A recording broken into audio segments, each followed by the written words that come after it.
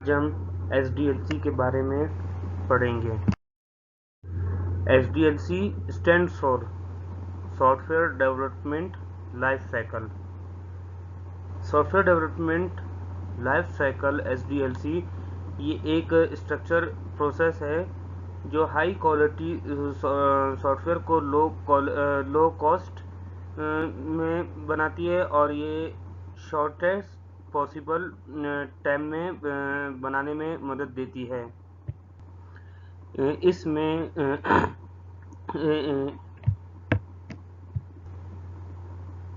इसमें जो भी कस्टमर को डिमांड्स और रिक्वायरमेंट्स होती हैं वो बताते हैं। फिर इसके बाद आता है SDLC provides a series of step to be followed to design and develop a software product efficiently. इसमें जो है मुख्तलिफ सीरीज जो है वो प्रोवाइड करता है SDLC, क्योंकि ये सॉफ्टवेयर को डेवलप करने में और एफिशिएंट तरीके से बनाने में ये मदद देती हैं। SDLC की जो है इंक्लूड करता है इन फॉलोइंग स्टेप्स को। नंबर 1 है कम्युनिकेशन, इसके बाद आता है requirement gathering, feasibility study, system analyst, software design, coding, testing, integration, implementation, operation and maintenance, disputation. फिर इसके बाद जो उसकी जो स्टेप शुरू होते हैं, सबसे पहले इसमें आता है कम्युनिकेशन। कम्युनिकेशन में जो है सर्विस प्रोवाइडर और कस्टमर के बीच में बातचीत होती है कि वो सॉफ्टवेयर किस तरीके से बनाना है और उसको किस किस्म की सॉफ्टवेयर ज़रूरत है। फिर उसके बाद आ जाते हैं रिक्वायरमेंट गैदरिंग।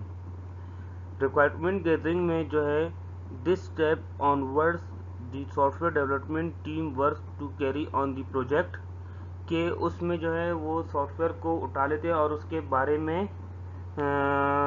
उसको डेवलप करने के बारे में काम करते हैं और ये आपस में डिस्कस करते हैं कि इन कस्टमर को किस किस किस्म की सॉफ्टवेयर ज़रूरत है और उसमें इसको किस किस्म का डेटाबेस चाहिए, किस किस्म की सॉफ्टवेयर के हवाले से लॉगिन आईडी, पासवर्ड, किस तरीके का जो सॉफ्टवेयर है वो फ्रंट एंड बैक एंड किस तरीके से काम करना चाहिए, उस हवाले से इसमें रिक्वायरमेंट गैदरिंग में डिस्कस होता है। फिर इसके बाद आ जाता है फिजिबिलिटी स्टडी। इस फिजिबिलिटी में एक रफ वो बनाते हैं, रफ प्लान बनाते हैं और उसमें जो है रोड मैप वगैरह ये सब चेक करते हैं कि जो भी सॉफ्टवेयर बनाते हैं वो जिस सिस्टम में इंस्टॉल करना है या जिस ऑर्गेनाइजेशन के लिए बना रहे हैं वो उसमें किस तरीके से फैसिलिटी को चेक करते हैं कि भाई किस तरीके से वो काम करेगा और इसमें फाइनेंशियली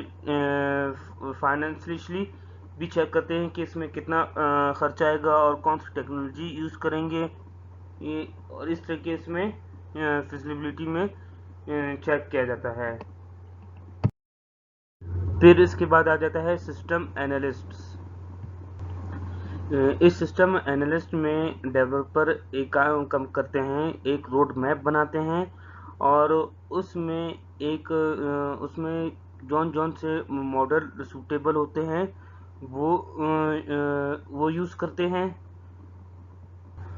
और जिस सिस्टम के लिए सॉफ्टवेयर बना रहे हैं उसकी लिमिटेशंस चेक करते हैं कि उस सिस्टम के मुताबिक सॉफ्टवेयर को डिज़ाइन करते हैं कि वो किस तरीके से उसमें काम करेगा और उस सिस्टम की एड्रेसिंग सब कुछ चेक करते हैं। इसके बाद आ जाता है सॉफ्टवेयर डिज़ाइन। इस सॉफ्टवेयर डिज़ाइन में डेवलपर एक काम ये करते हैं कि सॉफ्टवेयर की डिज़ाइनिंग करते हैं कि सॉफ्टवेयर को बनाना किस तरह है और उसको जब बनेगा वो किस तरीके से काम करेगा। और सबसे सॉफ्टवेयर डिज़ाइनिंग में डेवलपर इसकी logical diagram, flow diagram, pseudo code वगैरह इसमें यूज़ करते हैं और इसकी डिज़ाइनिंग करते हैं सॉफ्टवेयर की। बाद आ जाते हैं कोडिंग पर। फिर इसके बाद जो है कोडिंग में जो है फिर उसके बाद उसकी कोडिंग करते हैं कि किस इस पर कि किस लैंग्वेज पर कोडिंग करनी है। इस प्रोग्रामिंग में जो है डेवलपर ये कोशिश करते हैं कि इसमें ना कोई एरर हो, ना कोई बग वगैरह, इसमें वो कोडिंग करते हैं कि इसमें एरर वगैरह ना आए। फिर इसके बाद जो है टेस्टिंग का अमल आ जाता है। टेस्टिंग में ये होता है कि जब प्रोग्राम वगैरह जो है प्रोग्रामिंग करने के बाद जो वो सॉफ्टवेयर है उसको फिर उसके बाद उसकी टेस्टिंग करते हैं कि वो फिर टेस्टिंग फेज में चला जाता है कि जब पूरा बन गया है तो उसके बाद उसको टेस्ट करते हैं कि उसमें जो सॉफ्टवेयर बना है वो सही काम कर रहा है, नहीं कर रहा है, और अगर नहीं कर रहा है कि किस जगह पर फ्लो चार्ट में कोडिंग में जहाँ भी है फ्लो चार्ट के जो उन्होंने डायग्राम पूरा बनाया हुआ है वो उसके मुताबिक जो कोडिंग की है वो कोडिंग में किस जगह पर एरर आ रहा है, किस जगह पर बग वगैरह आ रहे हैं। फिर उसके बाद उसको वो निकाल देते हैं। और अगर ये जब बग वगैरह एरर वगैरह सब निकाल दिया फिर उसके बाद वो फिर अगले फेज पर चले जाते हैं। फिर आ जाता है इंटीग्रेशन। इंटीग्रेशन में जो है फिर इसके बाद जो है उसमें जो है जो बाकी जो उसकी लाइब्रेरीज वगैरह हैं वो ऐड करते हैं, जैसे डेटाबेस वगैरह। इस तरह की जो लाइब्रेरीज वगैरह हैं वो इसमें इंटीग्रेट करते हैं, उसमें मतलब मिला देते हैं इसको डेटाबेस वगैरह। इस तरह की और भी जो उसकी लाइब्रेरीज है वो इसमें मिला देते हैं। फिर उसके बाद आ जाता है नेक्स्ट स्टेप, इम्प्लीमेंटेशन। इम्प्लीमेंटेशन में जो है वो ये होता है कि यूज़र के मशीन पर इसको इंस्टॉल किया जाता है। इंस्टॉल करने के बाद फिर इसको यूज़र के मशीन पर कॉन्फ़िगरेशन किया जाता है। फिर उसके बाद उसको उस पर चेक किया जाता है इनके यूज़र के जो है मशीन पर ये सही काम कर रहा है नहीं कर रहा है, और अगर नहीं कर रहा है फिर इसको सही तरीके से फिर चेक करते हैं कि फिर किस जगह पर एरर आ रहा है। फिर उसके बाद उसको वो एरर निकाल कर उसको प्रॉपर उस पर चलाने के लिए कॉन्फ़िगर करते हैं। फिर इसके बाद आ जाता है next phase, operation and maintenance.